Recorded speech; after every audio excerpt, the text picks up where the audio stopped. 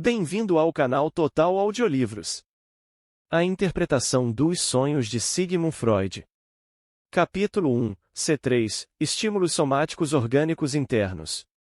Visto estarmos agora empenhados em buscar as fontes dos sonhos dentro do organismo, e não fora dele, devemos ter em mente que quase todos os nossos órgãos internos, embora mal nos deem qualquer informação sobre seu funcionamento enquanto sadios, tornam-se uma fonte de sensações predominantemente penosas quando se acham no que descrevemos como estados de excitação, ou durante as doenças.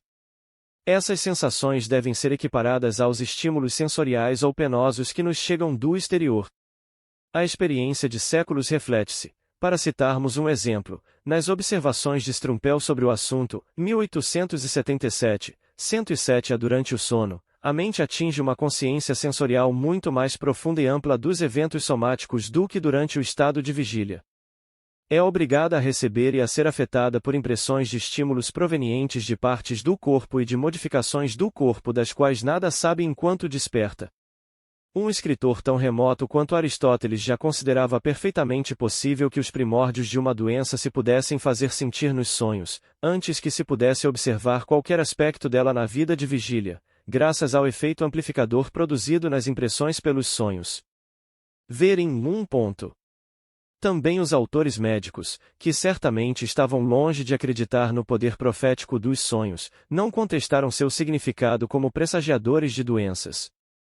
Confira, Simon, 1888, 31, e muitos outros autores mais antigos. Alguns exemplos do poder diagnosticador dos sonhos parecem ser invocados em épocas mais recentes. Assim, Tissier, 1898, 62 e seguinte, cita a história de Artigues, 1884, 43, sobre uma mulher de 43 anos de idade que, embora aparentemente em perfeita saúde, foi durante alguns anos atormentada por sonhos de angústia. Passando então por um exame médico, verificou-se que estava no estágio inicial de uma afecção cardíaca, da qual veio finalmente a falecer. Os distúrbios pronunciados dos órgãos internos agem, obviamente, como instigadores de sonhos em inúmeros casos. A frequência dos sonhos de angústia nas doenças do coração e dos pulmões é geralmente admitida. Realmente, essa faceta da vida onírica é colocada em primeiro plano por tantas autoridades que me contento com uma mera referência à literatura. Hadestock 1879, 70, Spital 1882, 241 e seguinte, Maurice 1878, 33 e seguinte, Simon, 1888, Tissier, 1898, 60 e seguintes. Tissier chega a ser de opinião que o órgão específico afetado dá um cunho característico ao conteúdo do sonho. Assim, os sonhos dos que sofrem doenças cardíacas costumam ser curtos e têm um fim assustador no momento do despertar, seu conteúdo quase sempre inclui uma situação que implica uma morte horrível. Os que sofrem de doenças pulmonares sonham com sufocação, grandes aglomerações e fugas, e estão notavelmente sujeitos ao conhecido pesadelo. A propósito, pode-se observar que Buerner, 1855, conseguiu provocar este último experimentalmente, deitando-se com o rosto voltado para a cama ou cobrindo as vias respiratórias.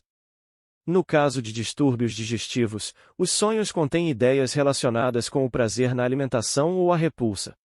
Finalmente, a influência da excitação sexual no conteúdo dos sonhos pode ser adequadamente apreciada por todos mediante sua própria experiência, e fornece a teoria de que os sonhos são provocados por estímulos orgânicos seu mais poderoso apoio.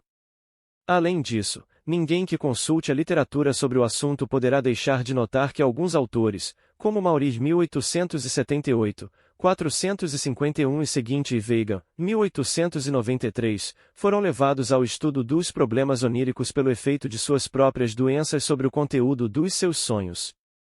Não obstante, embora esses fatos estejam verificados sem sombra de dúvida, sua importância para o estudo das fontes dos sonhos não é tão grande como se poderia esperar.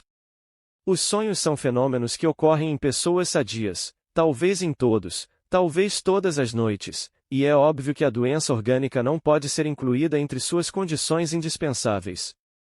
E o que nos interessa não é a origem de certos sonhos especiais, mas a fonte que provoca os sonhos comuns das pessoas normais.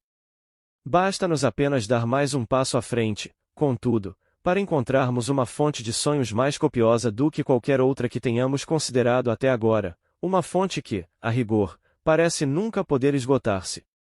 Se verificar que o interior do corpo, quando se acha enfermo, torna-se uma fonte de estímulos para os sonhos, e se admitirmos que, durante o sono, a mente, estando desviada do mundo exterior, pode dispensar maior atenção ao interior do corpo, parecer-nos plausível supor que os órgãos internos não precisam estar doentes para provocar excitações que atinjam a mente adormecida, excitações que, de algum modo, transformam-se em imagens oníricas. Enquanto despertos, estamos conscientes de uma sensibilidade geral difusa, ou sinestesia, mas apenas como uma qualidade vaga de nosso estado de espírito. Para essa sensação, de acordo com a opinião médica, todos os sistemas orgânicos contribuem com uma parcela. À noite, porém, parece que essa mesma sensação, ampliada numa poderosa influência e atuando através dos seus vários componentes, torna-se a fonte mais vigorosa e, ao mesmo tempo, a mais comum para instigar imagens oníricas. Se assim for, resta apenas investigar as leis segundo as quais os estímulos orgânicos se transmudam em imagens oníricas. Chegamos aqui à teoria da origem dos sonhos preferida por todas as autoridades médicas. A obscuridade em que o centro do nosso ser, o Amos Planchnik, como o chama Tessier 1898, 23, fica vedado a nosso conhecimento e a obscuridade que cerca a origem dos sonhos coincidem bem demais para não serem relacionadas uma com a outra. A linha de raciocínio que encara a sensação orgânica vegetativa como a formadora dos sonhos tem, além disso, uma atração particular para os médicos, por permitir uma etiologia única para os sonhos e as doenças mentais, cujas manifestações tanto têm em comum, já que as mudanças sinestésicas e os estímulos provenientes dos órgãos internos são também predominantemente responsabilizados pela origem das psicoses. Não é de surpreender, portanto, que a origem da teoria da estimulação somática remonte a mais de uma fonte independente. A linha de argumentação desenvolvida pelo filósofo Schopenhauer, em 1851, exerceu uma influência decisiva em diversos autores. Nossa imagem do universo, na opinião dele, é alcançada pelo fato de nosso intelecto tomar as impressões que o atingem de fora e remodelá-las segundo as formas de tempo, espaço e causalidade. Durante o dia, os estímulos vindos do interior do organismo, do sistema nervoso simpático, exercem, no máximo, um efeito inconsciente sobre nosso estado de espírito. Mas, à noite, quando já não somos ensurdecidos pelas impressões do dia, as que provêm de dentro são capazes de atrair a atenção, do mesmo modo que, à noite, podemos ouvir o murmúrio de um regato que é abafado pelos ruídos diurnos. Mas, como pode o intelecto reagir a esses estímulos se não exercendo sobre eles sua própria função específica? Os estímulos, por conseguinte, são remodelados como formas que ocupam espaço e tempo e obedecem às regras da causalidade, e assim surgem os sonhos. Confronte com Schopenhauer, 1862, 249 e seguintes.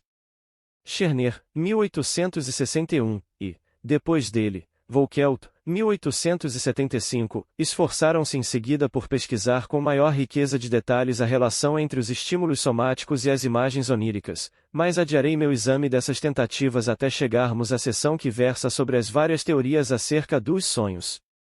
Verem 1. O psiquiatra Krauss 1859, 255, numa investigação conduzida com notável consistência, reconstrói a origem dos sonhos e deliria, de um lado, e dos delírios, de outro, até o mesmo fator, a saber, sensações organicamente determinadas. É quase impossível pensar em qualquer parte do organismo que não possa ser o ponto de partida de um sonho ou de um delírio. As sensações organicamente determinadas podem ser divididas em duas classes, 1, as que constituem a disposição de ânimo geral, sinestesia, e, 2, as sensações específicas imanentes nos principais sistemas do organismo vegetativo. Dentre estas últimas devem-se distinguir 5 grupos, a. Sensações musculares, b. Respiratórias, c. Gástricas, d. Sexuais e periféricas. Krauss supõe que o processo pelo qual as imagens oníricas surgem com base nos estímulos somáticos é o seguinte, e a sensação despertada evoca uma imagem cognata, de conformidade com alguma lei de associação. Combina-se com a imagem numa estrutura orgânica, à qual, no entanto, a consciência reage anormalmente, pois não presta nenhuma atenção à sensação e dirige toda ela para as imagens concomitantes, o que explica por que os verdadeiros fatos foram mal interpretados por tanto tempo. Krauss tem um tempo especial para descrever esse processo, e a transubstanciação das sensações em imagens oníricas.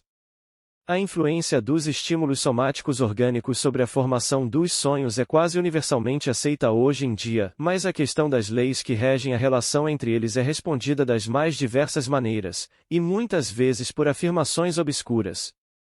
Com base na teoria da estimulação somática, a interpretação dos sonhos defronta-se assim com o problema especial de atribuir o conteúdo de um sonho aos estímulos orgânicos que o causaram, e, quando as normas de interpretação formuladas por Scherner, 1861, não são aceitas, muitas vezes nos vemos diante do fato desconcertante de que a única coisa que revela a existência do estímulo orgânico é precisamente o conteúdo do próprio sonho.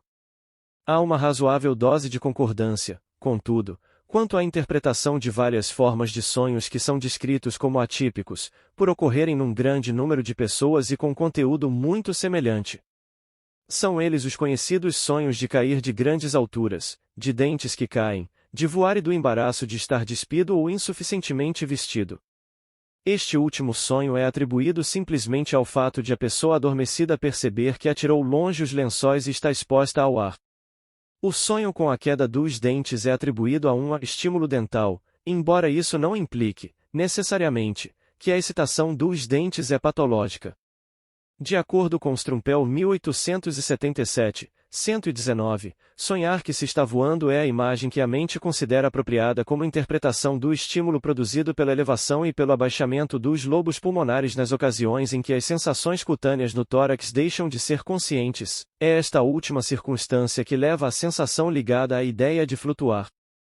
Disse que o sonho com as quedas de grandes alturas se deve a um braço que passa a pender do corpo ou a um joelho flexionado que se estende de súbito, num momento em que a sensação de pressão cutânea começa a não mais ser consciente. Os movimentos em questão fazem com que as sensações táteis voltem a se tornar conscientes, e a transição para a consciência é psiquicamente representada pelo sonho de estar caindo. Ibidem, 118.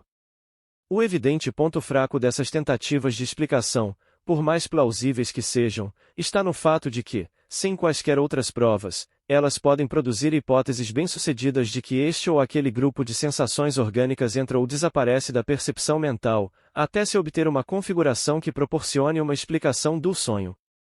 Mais adiante, terei oportunidade de voltar à questão dos sonhos típicos e de sua origem. Ver em 2 e 3. Simon, 1888. 34 e seguintes, tentou deduzir algumas das normas que regem a forma pela qual os estímulos orgânicos determinam os sonhos resultantes, comparando uma série de sonhos semelhantes. Afirma ele que, quando um aparelho orgânico que normalmente desempenha um papel na expressão de uma emoção é levado, por alguma causa estranha durante o sonho, ao estado de excitação que geralmente se produz pela emoção, surge então um sonho que contém imagens adequadas à emoção em causa.